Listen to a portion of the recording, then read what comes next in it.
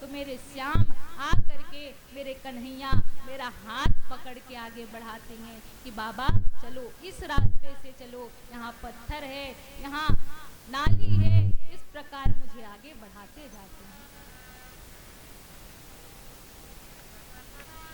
सूरदास जी महाराज का दृढ़ विश्वास था कि भगवान हर हमेशा मेरे पास रहते हैं।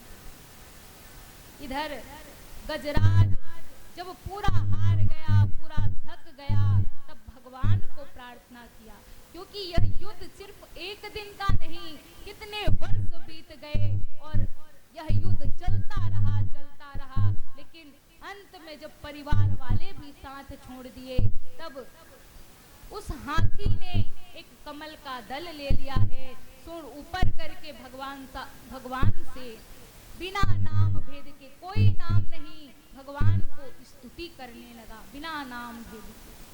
सारे देवता तमाशा देख रहे हैं, कोई आके बचाने वाला नहीं है। इंद्र बड़े आनंद से अपने सिंहासन पर बैठा हुआ है, ब्रह्मा जी बड़े आनंद से देख रहे हैं, लेकिन भगवान श्री कृष्ण का हृदय पिघल गया।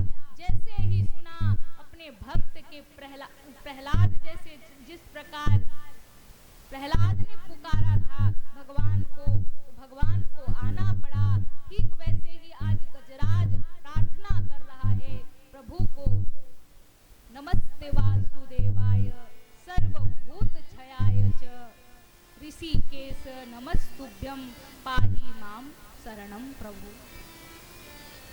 प्रार्थना कर रहे हैं कि प्रभु अब मैं आपकी शरण हूँ, क्योंकि दुनिया की शरण लेकर के देख लिया, दुनिया वाले तो बस मेरा साथ छोड़ दिए, क्योंकि जब तक शरीर में शक्ति है तब तक तो साथ दिया, लेकिन अंत में उसने भी साथ छोड़ दिया।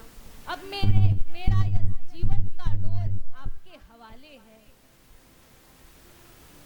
यदि आप भी छोड़ दिए तो बस इस जीवन का यही नाश हो जाएगा।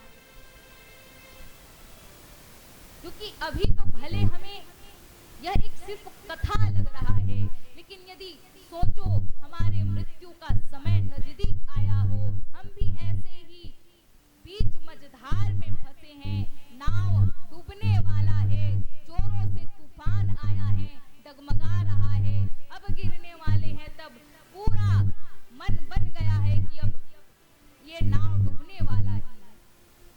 उस समय जब हृदय से आह निकलेगा, हृदय से पुकार निकलेगा, वही हृदय का सच्चा पुकार होगा। और गजराज का भी यही हुआ, जब सारे कुटुंब परिवार उसका साथ छोड़ दिए, तब अंतर आत्मा से पुकार निकली और गजराज पुकारने लगे कि प्रभु आके रक्षा करो, रक्षा करो। सारे देवता देख रहे हैं, लेकिन भगवान श्री कृष्ण अपना भोजन छोड़ करके, माता रुक्मणी बार बार बोल रही है कि प्रभु भोजन तो कर लो, भोजन तो करते जाओ। भगवान कहते हैं कि रुक्मणी यह भोजन तो बाद में भी कर लिया जाएगा, लेकिन यदि मैं एक क्षण भी देरी किया तो आज मेरे प्राणों का, मेरे भक्त का प्राण नष्ट हो जाएगा। तुरंत गरुड़ पर सवार होकर के भगवान उस ग्राह के समीप चले गए और उस ग्राह को मार करके गजेंद्र का उद्धार किया है। बोलिए वासुदेव भगवान की जय। गजेंद्र का आज भगवान उसका प्राण बचा करके उस ग्राह का भी उद्धार कर दिए।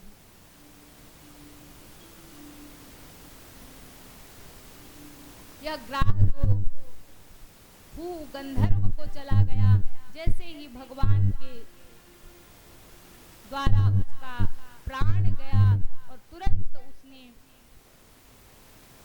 भगवत प्राप्ति कर ली, क्योंकि उसके जीवन का नाश भगवान के हाथों हुआ। और हाथी भी पूर्व जन्म में एक राजा था, द्रविड़ देश का, इंद्रद्युम्न नाम का राजा था। बड़ा भगवत भक्त था, बड़ा वेद पाठी था, लेकिन एक दिन जब वह नियम कर रहे थे, साधना कर रहा था, उसी समय अगस्त्य जी महाराज का आगमन हुआ है। सारे शिष्यों को लेकर के अगस्त्य जी आए हैं।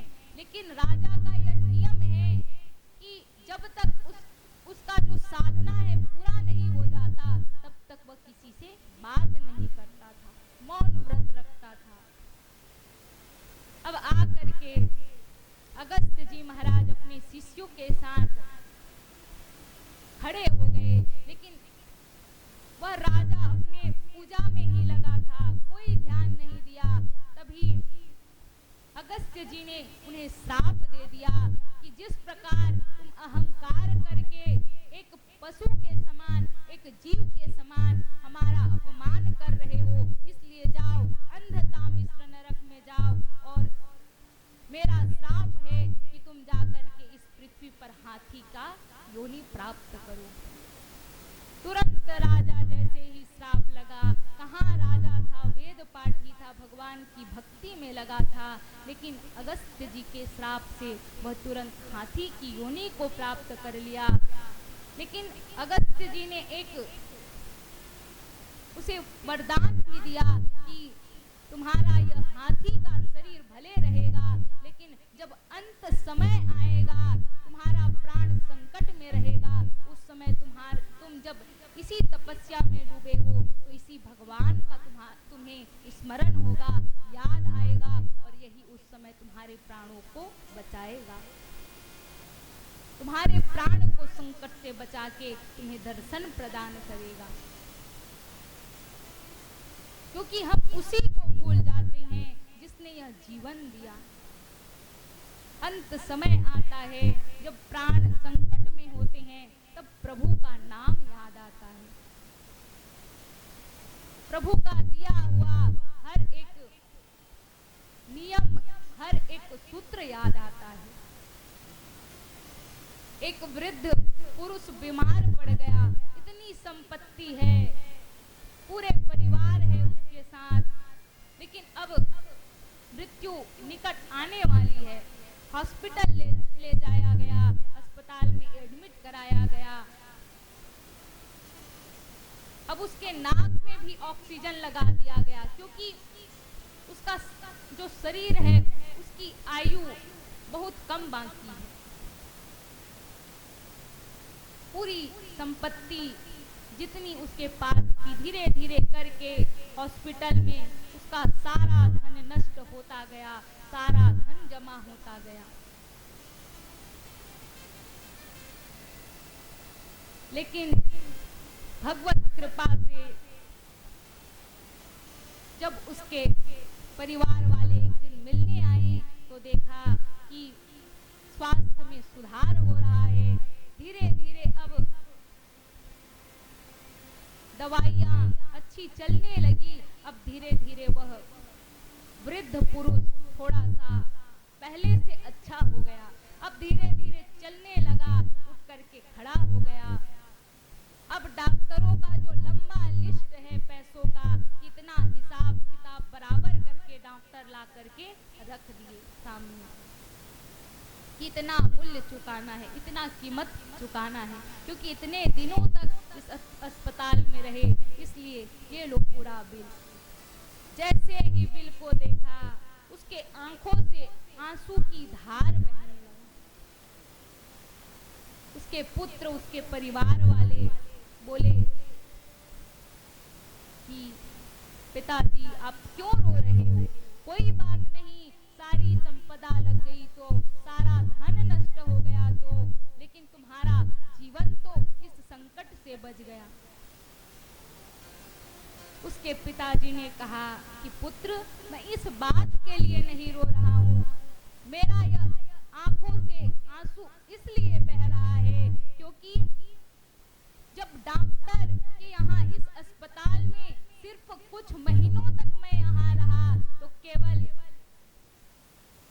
एक माह यहाँ रुका हूँ तो इतना सारा पैसा लाके लिस्ट बना के दे दिया है, कितने दिनों का इतना पैसा हुआ। लेकिन सोचो, जिसने यह जीवन दिया है वह तो कई दिनों से हमारा रक्षा कर रहा है, हमारे श्वासों को चला रहा है,